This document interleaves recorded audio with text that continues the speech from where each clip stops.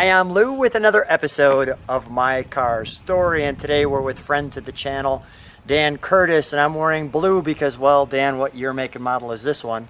This is a 1970 Mark Donohue Javelin, and it is in Bayshore blue to match Lou's shirt. Exactly, so let's go right to the car because you're going to love this. That's a Javelin that hits its mark. So Lou, this is one of 2,501 Mark Donohue Javelins that they made in 1970 to commemorate Mark Donohue's racing of the Javelin in the Trans Am race series. So they previously raced Chevrolets and moved over to American Motors. So the hood scoop's functional. That is what's called a ram air hood scoop. And when you hit the gas, a flapper opens and the air from the car's movement gets forced down into the carburetor. We are gonna, let me show just the profile, and then we'll come back and go right to the engine on this one. And we'll feature just some of the tags. So what you see on the side of that is the dealer installed Trendsetter side pipes. And those were both a highly sought after and sometimes a component that people didn't like, because if you have shorts on and you step out after a long trip, you might get some burn marks in the back of your leg in the pattern of those holes. In the pattern of the holes. So this is actually one of your customers' cars.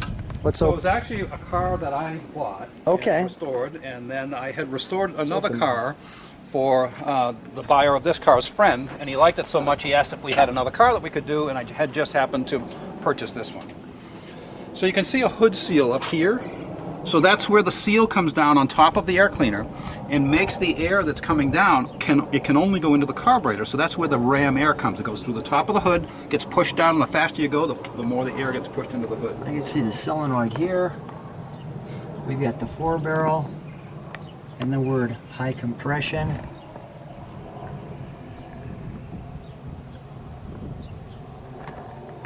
All the bright work you see here, the chrome top on the oil filler and the chrome valve covers, those were both components that belonged to the 390 engine in 1970. I see all the unique markings. And one of the things we did with this car, because we gave it a bigger cam and put roller rockers in it, you'll notice we have some very sporty looking exhaust manifolds. Those didn't come out actually until 1971. Okay. But you can get a full 2.5-inch exhaust pipe out of those instead of the 2-inch that 1970 had. So we modified this car a little bit to have a better exhaust flow.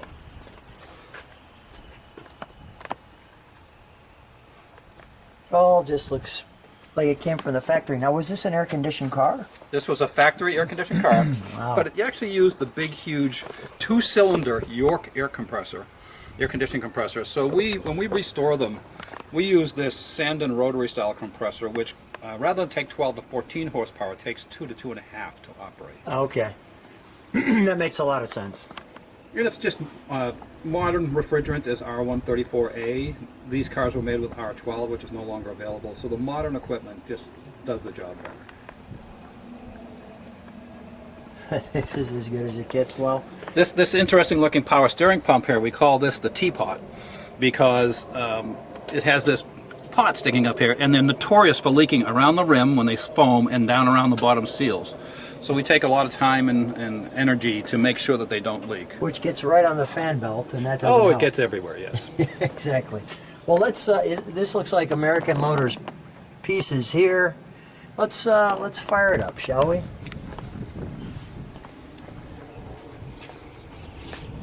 I like how you did that right from outside the car. Yeah, it's a brand new engine. Probably doesn't even have 50 miles on it. Yeah, it started right up and sounds pretty good.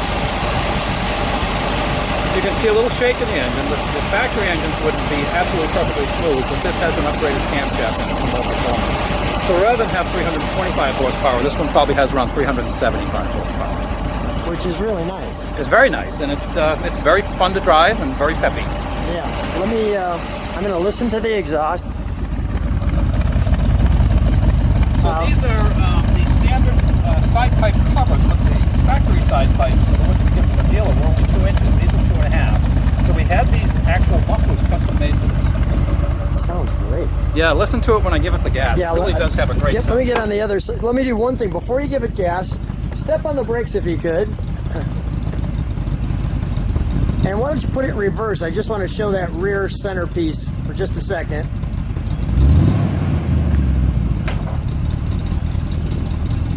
I don't got my rear light for some reason. All right. Go ahead, give that a rev.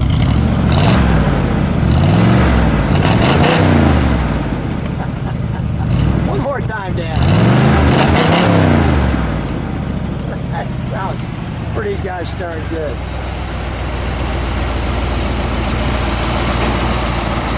That's just wonderful. Well, we're gonna take it and turn it around and show you the back. So I shared we'd turn it around and show you the back of the car. And I'd have to say this may be the best angle of this car. We've got a super exaggerated spoiler. And if I catch the sun just right, you can see that Mark Donohue is reflective, as you can see right there. So the interesting thing about that spoiler, Lou, is they actually only offered that spoiler on this limited edition Mark Donohue. Really? From the factory. You could get the dealer to install that spoiler on any Javelin, but the Mark Donohue was the only one that actually came from the factory with that. And that's because they were actually racing these cars in the Trans Am race series, and they had to homologate enough of these cars as raced so that they could meet the criteria and the requirements to be fully homologated for the race series. And that spoiler right there is what was part of the race car's equipment. And that is really dramatic. I'm going to actually catch it from the quarter here, and then I'm going to feature it, because that's a really good profile. And in 1971, with the next generation Javelin, Mark Donohue actually won the Trans Am race series. Which is pretty cool. Let's open the trunk. We've got the reverse light and the tail lights, which I featured just a second ago. Now normally the trunk would have a spare in it, but we've just finished restoring this one, so the spare hasn't made it in there yet, but we just got the new tire for the spare yesterday, in fact. Wow, that looks, I mean, look at how clean this all looks. The jack instructions for this car. Kind of a short little deck lid, Yes, as you can see. You have to be careful. Yeah, it's a short deck lid, but this heavy spoiler, you have to be careful. It'll just slam down, so you have to hold it on the way down. Got it. Okay. Let me take a look at the side of the car from this angle before we go inside. Now we've got a couple of things on the side. Number one, we've got our Javelin with the bullseye, so you know where you're targeted. Tell me about the SST, Dan. So there's a bit of folklore surrounding SST because nobody really knows what it stands for, but the most commonly accepted definition is supersonic transport. Okay. I can't vouch for its validity, but that's what most people seem to think it stands for. I like the Cobra biting in on the tires here. May I open it? You may. Let me, we put this interior right in the sun too, so that you could see all the details. So this car has the velour interior, Lou, and only a handful of these Javelins overall, and in particular, the Donohue Javelin, only a handful of them had this interior. Believe it or not, when I bought the material for the restoration, it cost more than leather. Wow. That's really striking. I see the And tail. hats off to the upholstery shop that we use that did that. Look at how nice they made the seams and the joints on that. Yeah, it's a brand new car. I like the console here. You have the shift command. Notice the handpiece here. The Javelin. Let me just kind of take an overall. And notice how bright and crisp the speedometer and tachometer look. We actually had a local company reproduce a decal to go with the tachometer and speedometer to make them look absolutely brand new. That is great.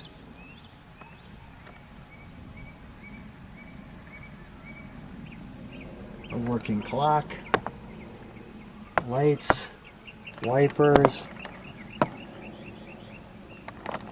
the weather eye, brake release. So you can see this is an air-conditioned car, and so it's fairly loaded. Tilt column, air conditioning, the automatic, which was extra, but amusingly it just had the AM radio. I guess the buyer wanted to listen to the engine more than the song. Smart buyer.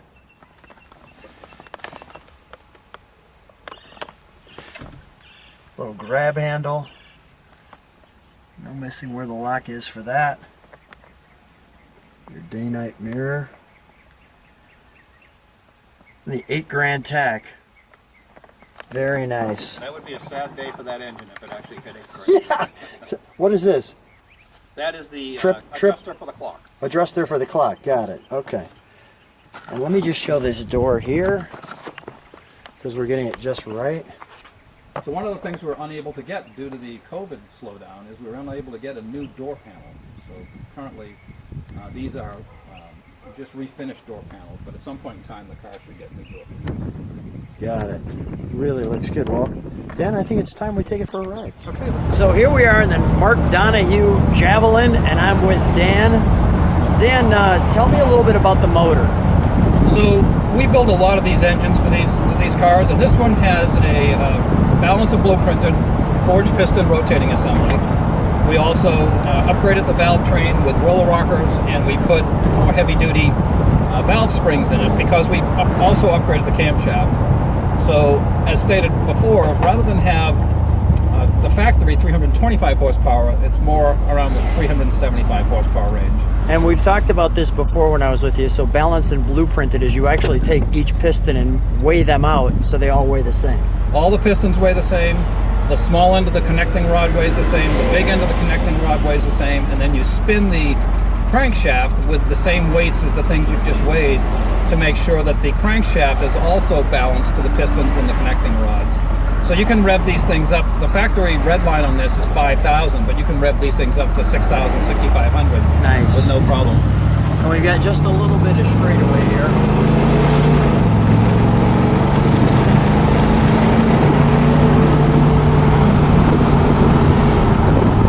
Now mind you, this engine only has about 50 miles on it, so Yeah, right. we can step on it, but we're not going to beat on it yet. Right. We're I not try trying not to do that for the first couple of 100 miles. Right. No, this is just a great cruise today, and you can hear that exhaust when you give it some acceleration. I just want to show people some of the view. But listen to the inside of this car, the absence of noise. This car is like a brand new car that you can get in 1970. Just let people take that in.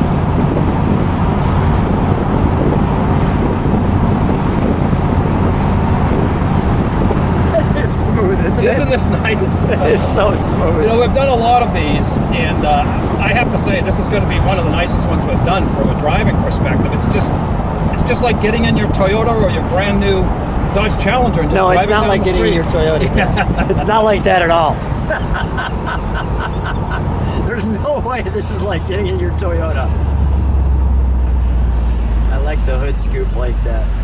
I think this is one of the sexiest hood scoops ever offered by an American manufacturer. I don't disagree with you there. We're on disagreement on the Toyota, feeling like, but we're on total agreement on the sexy hood scoop. Dan, tell me about the horn on this car. So Lou, this is a rim blow horn, and what that means is you squeeze the rim and make the horn beat. But normally people would be going like this because that's how they're used to it. So they did this for 1 or 2 years, and then they did it. But this little rubber piece here is what actually blows the horn. And I guess the theory was that if you were afraid and you squeezed it, the horn would beep. Yeah. But it was a short-lived theory because most people did this stuff. Yeah. So tell me, how difficult is that when you're restoring a car, that rim blow? I'm guessing that was pretty challenging. So we actually redo all the wood grain on this, which is pretty interesting. We paint it black, then we paint the brown on top of it, and then we take a hacksaw blade and we actually create the wood grain through the brown into the black and then clear coat it. And so that's the easy part, because getting this rim blow switch is very difficult and very challenging because they haven't made them since 1971 or 72. I like that shifter too. Nice little handle on it. Well, that was great. I wanted to make sure they got that. Dan, one other thing. So how do people get a hold of you to build their AMC? So my company's name is AZ for Arizona, AMC Restorations, and we're a couple of miles out of downtown Phoenix. And it's if anybody wants to come and visit, we always have lots of visitors, and they feel like if they're an AMC enthusiast, they're in AMC heaven. AMC heaven. Let me just show that hood scoop. That is wonderful. Thanks, Dan. Always a pleasure to take you out for a ride, Lou, and always a pleasure to host you for one of these videos. Thank you.